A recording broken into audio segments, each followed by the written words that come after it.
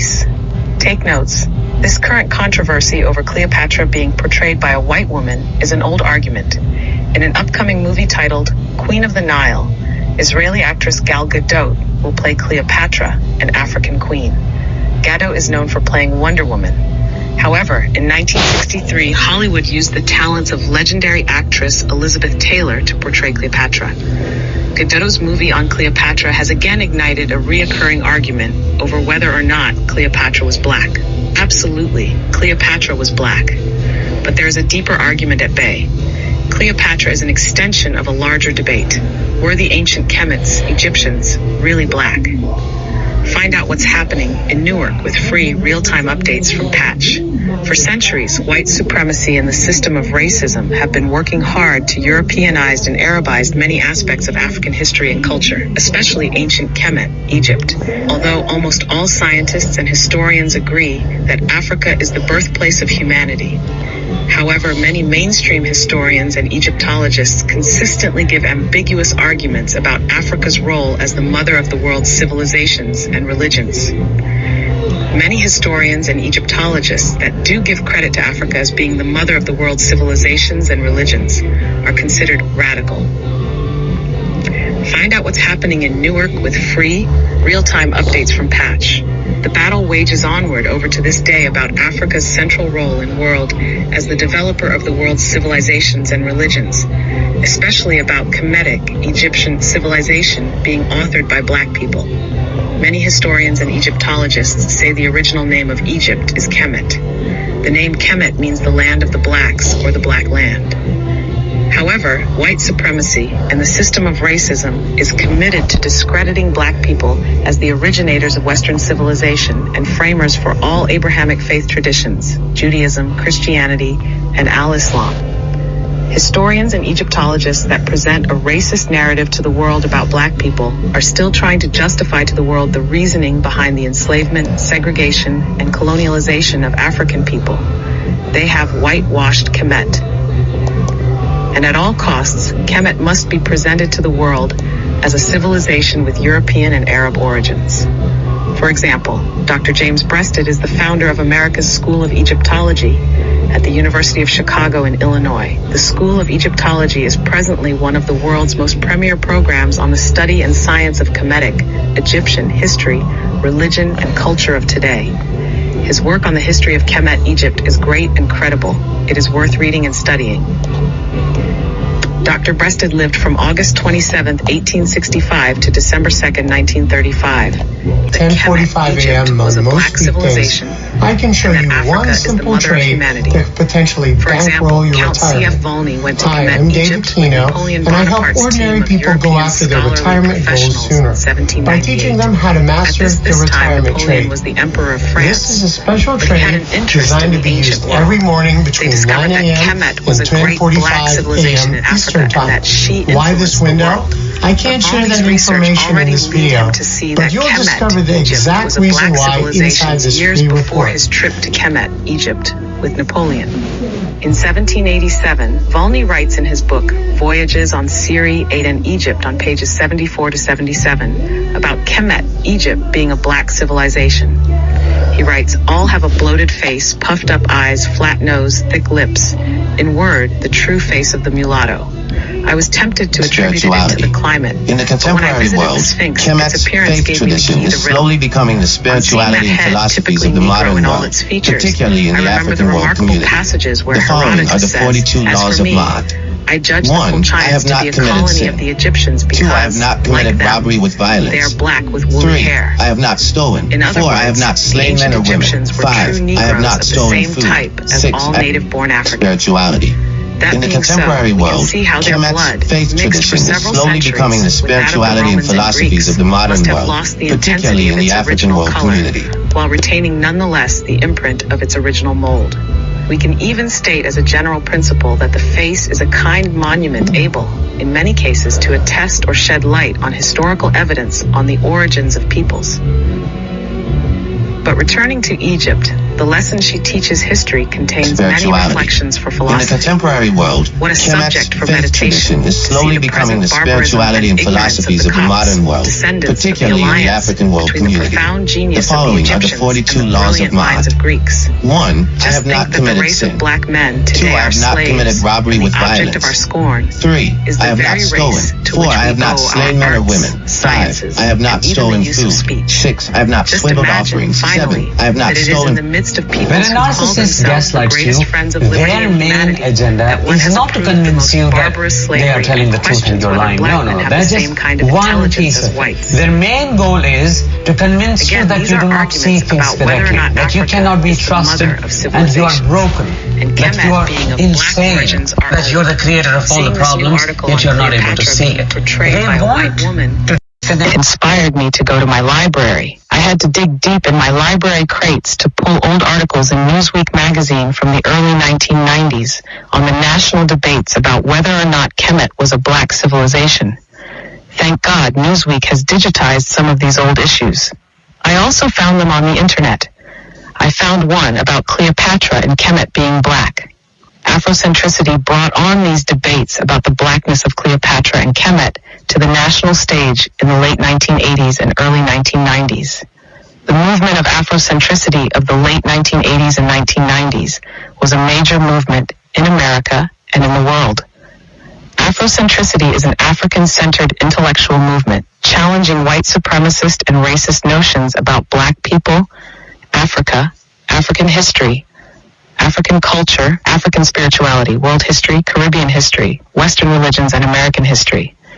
Some of its leaders consist of the following scholars: Dr. Cheikh Anta Diop, Dr. John Henrik Clarke, Dr. Yosef Ben-Jokanan, Dr. Ivan Van Sertima, Dr. Asa Hilliard, Professor Jacob Caruthers, Professor Ashra Kwesi, Dr. Tony Browder, Professor Dr. Runoko Rashidi, Professor James Smalls, Dr. Naim Akbar, Dr. Leonard Jeffries, Dr. Francis Cress-Welsing, Dr. Marimba Ani, Dr. Charshi McIntyre, Dr. Amos Wilson, Dr. Malana Karenga, and Dr. Molefe Kereasante. Their commitment to African-centered scholarship has led to the reawakening of the black mind in America and in the world in the late 1980s and early 1990s. Afrocentricity inspired black people to acquire the knowledge of self and hip-hop to become conscious. Afrocentricity was the movement in the streets. Dr. Molefe Kereasante, professor of African American Studies at Temple University and the author of a book called Afrocentricity, says, African people will be the subject of history, not objects. Through the lens of Afrocentricity, black people were challenging white and Arab scholars to rewrite Kemet as belonging to African history and culture on a world stage. One of the foundational intellectual pillars of Afrocentricity was the late Dr. Cheikh Anta Diop. He lived from December 29, 1923 to February 7, 1986. Dr. Diop was a world-renowned scientist and political theorist from Senegal, Africa. He had the intellectual temerity to say to the world that Kemet and her people were autochthonous to Africa. Dr. Diop was known for his famous carbon testing on mummified Kemetic people. His results proved that the Kemetic people were in fact black people.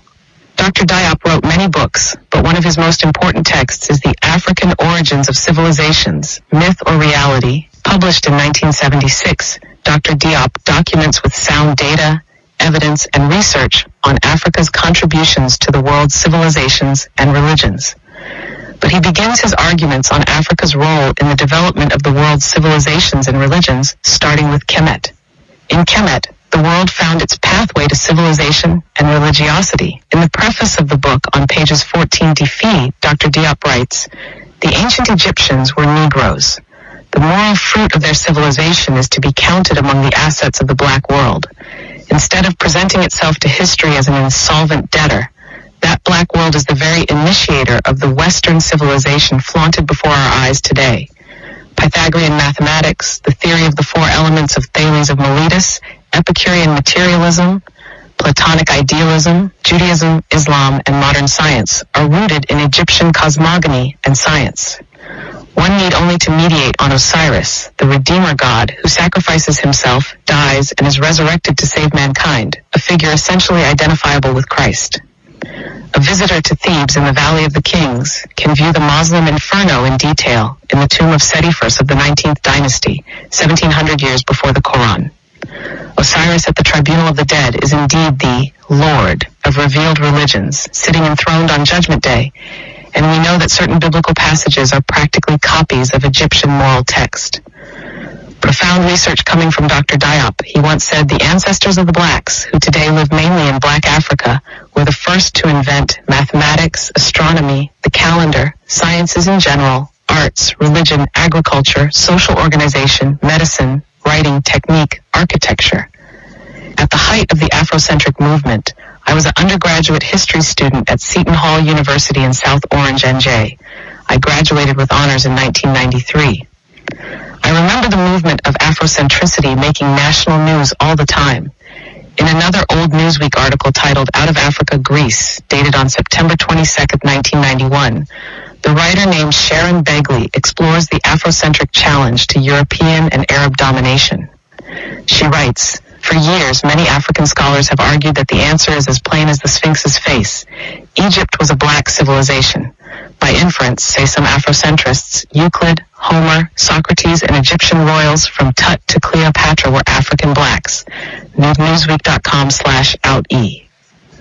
In 1992, journalist Lynn Duke wrote an article titled African-Centered Curricula, Reclaiming History or Rewriting It. She writes, as public schools struggle with how to present the histories of diverse cultures, the movement called Afrocentrism has sparked a cultural war among scholars over whose interpretation of history is valid. WashingtonPost.com. The movement was reshaping the lessons in world and American history. It began to make Black Lives Matter. As a consequence, Afrocentricity threatened the establishments of the world.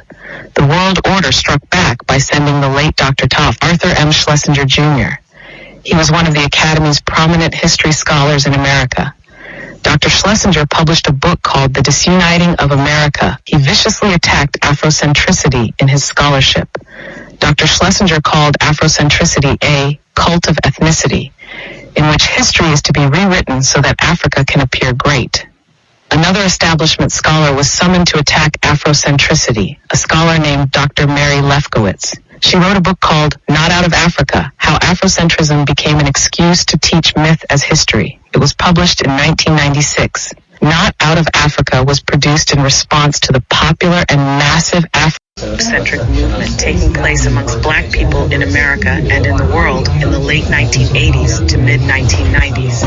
She argues in her book, Kemetic, Egypt, did not play any role in the development of Greek culture and civilization. Professor Lefkowitz is very anti-black. The late Dr. Martin Bernal once said, Not Out of Africa is an extremely provocative book. Dr. Bernal, who was white and a former Cornell University professor, wrote a review of the book, Not Out of Africa, in the London Review of Books, dated on December 12, 1996, titled, Who's Greece? He wrote, Mary Lefkowitz's concern or obsession with Afrocentrism emerged suddenly in 1991 when she wrote a review of my book, Black Athena, for the New Republic. As a professor of classics, she was appalled to discover that people were writing books and teaching that Greek civilization had derived or even been stolen from Egypt, and claiming that the ancient Egyptians were black, as were Socrates and Cleopatra. The Afrocentrists maintained that Greece had been invaded from Africa in the middle of the second millennium, that Greek religion and the mysteries were based on base Egyptian prototypes, and that what was called Greek philosophy was in fact the secret wisdom of Egyptian masonry. Dr. Bernal went on to say, for this reason she has published a series of overlapping articles denouncing these Afrocentrist myths. Not Out of Africa is a compilation of these pieces, along with some added material and new arguments. The blurb on the back of the book proclaims it to be a thoughtful inquiry, detailed, carefully researched, and fully documented. In fact, this is not an argument conducted with the Afrocentrists, but an attempt to finish them off. In @swala.lrb.u/the All of these arguments about African history and culture took place in the 1980s and 1990s. But it has not stopped. In contemporary times, the world order will still continue to discredit African history and culture. As recent as 2019, a book called Defining Legends, an analysis of Afrocentric writings against Islam, was published to attack Afrocentricity. The book is written by an English-born Western and Saudi Arabia-educated Ghanaian named Dr. Abdul Haq Al-Ashanti. His book was published in 2019. In my naivete, I thought Defining Legends was going to offer a balanced critique of Afrocentricity written by a black scholar. Unfortunately, I was completely wrong. From start to finish, his scholarship clearly demonstrated that Dr. Al-Ashanti is an Arabized, self-hating African. Arabized African is a term describing a black person who firmly believes that the authenticity of the religion of Al-Islam is founded on Arab culture. Some black Muslims do not follow this thinking. Not all black Muslims in the Islamic world are Arabized Africans. Some black Muslims are pro-black. However, Arabized Africans do exist in the world. Arabized Africans are against blackness and anything that promotes non-Arabic culture. Arabism is a racist belief that Arab history, culture, and language are superior to all non-Arab civilizations. Dr. Al-Ashanti has a deep religious problem with Afrocentricity. His writings are absolutely committed to helping to destroy black people's path to black liberation using Afrocentricity. When reading his book, it becomes clear on Dr. Al-Ashanti's intentions. They are to undermine black people's struggle to look at the world from their own African-centered worldview. He believes in his mind that Afrocentricity is the threat to Al-Islam. Dr. Al-Ashanti does not see Afrocentricity as the proper and natural vehicle for black people to liberate ourselves from centuries of worldwide white supremacy and the systematic institutionalized of racist oppression. Dr. Al-Ashanti writes, page 19 of his book, since the 1960s, there has been a rapid and phenomenal increase of people in the West embracing Islam, and the majority of those in the West who are turning to Islam are people of African origin in the UK and the USA. At the same time, Afrocentric ideology has also spread in the West, which has, since the 1970s, argued that Islam itself was a religion of Arab conquerors that plundered Africa to the detriment of the African people themselves. And this, Kemet Afrocentricity, various Hebrew Israelite cults, or Black Orientalism, has emerged to counter this growth of people of African origin turning to Islam. In other words, Dr. Al-Ashanti believes Afrocentricity, not white supremacy, is a threat to the existence of Al-Islam and Muslims. He throws away his secular education methodology and scholarship to analyze Afrocentricity from a religious perspective. He uses biased religious lenses of his Saudi Arabian Islamic sectarian-centered scholarship to distort and misrepresent Afrocentricity. Unfortunately, his book comes in the same line of Dr. Mary Lefkowitz's work, Not Out of Africa, How Afrocentrism Became an Excuse to Teach Myth as History. Dr. Lefkowitz uses white supremacy to create racist scholarship to attempt to debunk the validity of Afrocentricity. In summary, we must understand that African history and culture are still under attack by white supremacy and the system of racism. The power structures of the world are committed to making black lives not matter, to justify